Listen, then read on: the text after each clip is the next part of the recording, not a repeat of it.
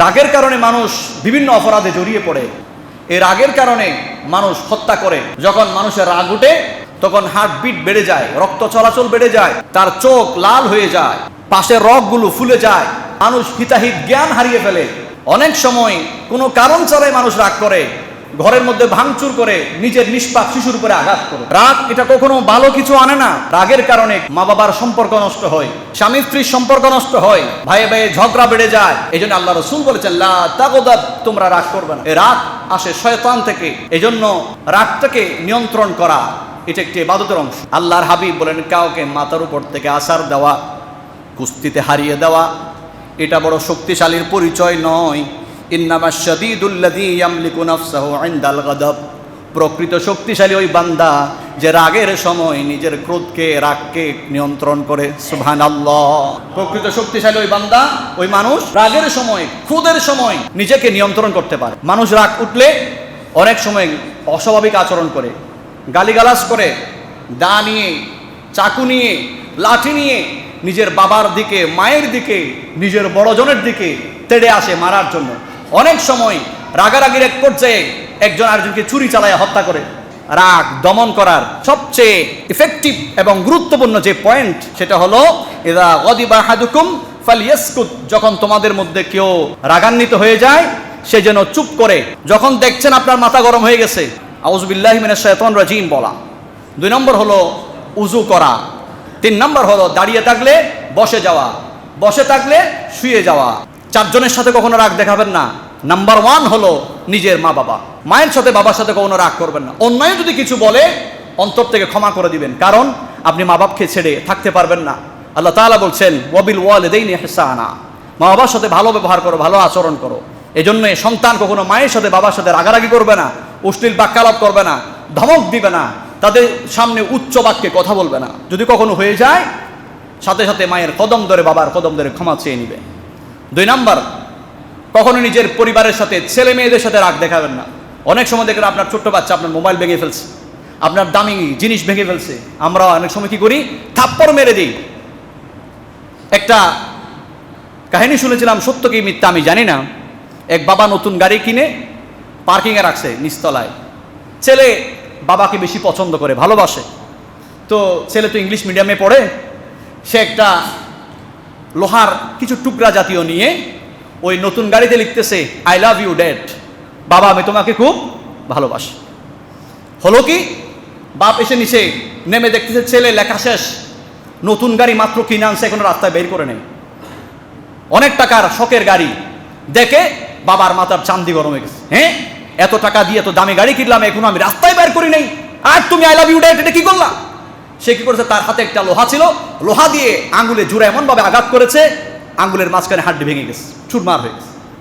ছেলে তো বেহুশ হয়ে পড়ে গেছে। এবার দৌড় দিছে কোথায়, ছেলেকে নিয়ে মেডিকেলের বেটে ছেলে অজ্ঞান হয়েছে। ডাক্তার বলছে ছেলেটা এমনভাবে ফ্র্যাকচার হয়েছে, এই আঙ্গুলটা রাখা যাবে না, আমরা চেষ্টা করেছি, অপারেশন করেছি, আঙ্গুলটা কেটে ফেলতে হবে। ছেলে তার আঙ্গুল হারিয়ে ফেললো। হারিয়ে ফেলার পর যখন জ্ঞান ফিরলো, বাবাকে বলতেছে, বাবা আই লাভ ইউ, আমি অনেক ভালোবাসি আপনাকে, আমি যে ভুলটা করেছি আপনার গাড়িতে এঁকে দিয়েছি, আপনার খুব রাগ হয়েছে, আমি বুঝেছি বাবা, আমি আর কখনো গাড়িতে আঁকবো না। উনি গাড়িতেও চাইলে 20,000 টাকা 30,000 টাকা রং করাইতে পারতেন, কিন্তু ছেলের আঙ্গুলটা তো আর জীবনে সে ফিরে পাবে না। তাহলে এই রাগের কারণে ছেলে তার আঙ্গুল হারালো, বাবা তার রাগকে, মেজাজকে হারালো। একটা অঘটন ঘটে গেল, যেটার ক্ষতি পূরণ দুনিয়াতে আর সম্ভব হবে না। বাবা সন্তানের মুখ থেকে এই কথা শুনে আরো রাগে ফেটে পড়লো, কি করলাম আমি সামান্য একটা গাড়িতে আঁচড় দেওয়ার কারণে আমার ছেলের আঙ্গুলকে এইভাবে মেরে চুরমার করে দিলাম, তার আঙ্গুলটা কেটে ফেলতে হয়েছে, আমি এই গাড়ি আর রাখবো না। ছেলেকে ব্যাটে রেখে স্ত্রীকে বলো, তুমি ছেলে দেখো, আমি বাড়ি যাচ্ছি। একটা বড় লোহা নিয়ে গাড়িকে আবার রাগের মাথায় ভেঙে চুরমার করে ফেলছে। কি হইল, তার গাড়িও ভাঙলো, ছেলের আঙ্গুলও গেল। কিন্তু এই রাগ, ক্ষোভ যেটা তার ভিতরে তৈরি হলো, তাকে কুড়ে কুড়ে সব শেষ করে দিল। সারা জীবন বাবা নিজেকে নিজে অপরাধী ভাবলো, যে আমার কারণে আমার ছেলে আঙ্গুলটা হারিয়ে ফেললো। আপনার ছেলে মোবাইল যদি ভেঙে ফেলে, আপনি মোবাইল আরেকটা কিনতে পারবেন। গাড়ি যদি আপনার দাগ করে দেয়, আপনি গাড়িতে গ্যারেজে নিয়ে আবার নতুন করে রং করাতে পারবেন। কিন্তু আপনি যদি রাগের মাথায় থাপ্পড় মারেন, আপনার ছেলে যদি মারা যায়, এই ছেলেকে তো আর জীবনে কোনো ফিরে পাবেন।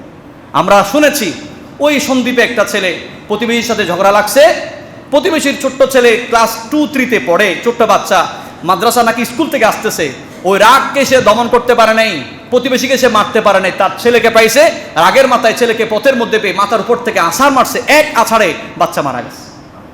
রাগ কখনো ভালো কিছু বয়ে আনে না, রাগকে দমন করতে হবে। এবং নিজের ভাই বোন যারা আছে তারা যদি আপনার ক্ষতিও করে অন্তর থেকে ক্ষমা করে দিবেন, আপনি মানসিকভাবে শান্তিতে থাকবেন। আল্লাহর ওয়াস্তে ক্ষমা করে দিবেন। কয়জনকে? 4 জনকে। মা বাপকে ক্ষমা করে দিবেন, স্ত্রী স্বামীকে, স্বামী স্ত্রীকে, নিজের সন্তান ছেলে মেয়েকে ক্ষমা করে দিবেন, নিজের ভাই বোনকে ক্ষমা করে দিবেন, ব্লাড কানেকশনের যারা আছে, কারণ এদের ছাড়া আপনি থাকতে পারবেন। এদের সাথে ভালো আচরণ করা, ভালো ব্যবহার করা, এটা আমাদের ইমানি দায়িত্ব। আল্লাহ আমাদের সবাইকে বুঝার তৌফিক দান করুন। হযরত ইমাম হোসেন রাদিয়াল্লাহু তাআলা আনহু জান্নাতি যুবকদের সরদার, তিনি একদিন উযু করছিলেন, তার খাদেম উযুর পানি ঢেলে দিচ্ছিলেন।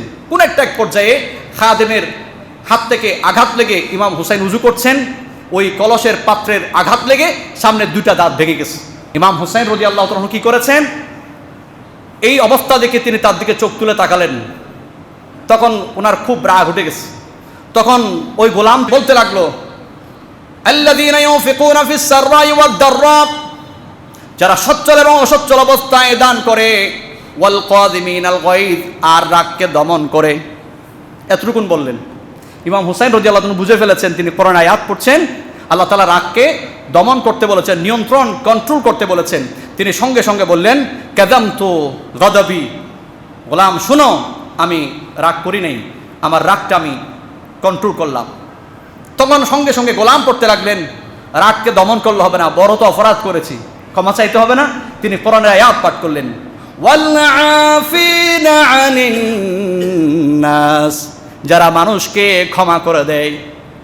ইমাম হুসাইন রাদিয়াল্লাহু আনহু বলতে লাগলেন, আফাউতু আনকা, যে ভুল তুমি করেছো, অপরাধ করেছো, আমার ধাত ভেঙে দিয়েছো, তোমার কাছ থেকে কোনো প্রতিশোধ আমি নিব না, আমি আল্লাহর ওয়াস্তে তোমারে মাফ করে দিলাম। সুবহানাল্লাহ বলুন।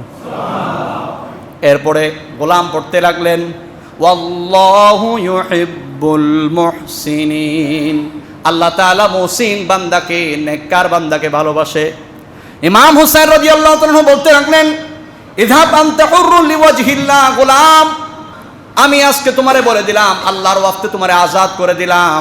যারা নেক কাজ করে আল্লাহ তাআলা যেহেতু তাদেরকে ভালোবাসে, এই আয়াত যখন শোনায়া দিলা, অপরাধ করেছো, তোমাকে শাস্তি দিলাম না, প্রতিশোধ নিলাম না, আমি আল্লাহর ওয়াস্তে তোমারে আজকে থেকে আমার দাসত্বের শৃঙ্খল থেকে চিরমুক্ত করে দিলাম। সুবহানাল্লাহ। একজন মুসলমান ইমানদারের চরিত্রটা কি হবে, ইমাম হুসাইন রাদিয়াল্লাহু তাআলা আনহু আমাদেরকে দেখিয়ে দিয়েছেন। এটা কোথায় আছে? তাফসীরে কুরতুবিতে সূরা আল ইমরানের 184 নম্বর আয়াতের ব্যাখ্যার মধ্যে ঘটনা রয়েছে। আমি সেখান থেকে আপনাদেরকে কপি করলাম।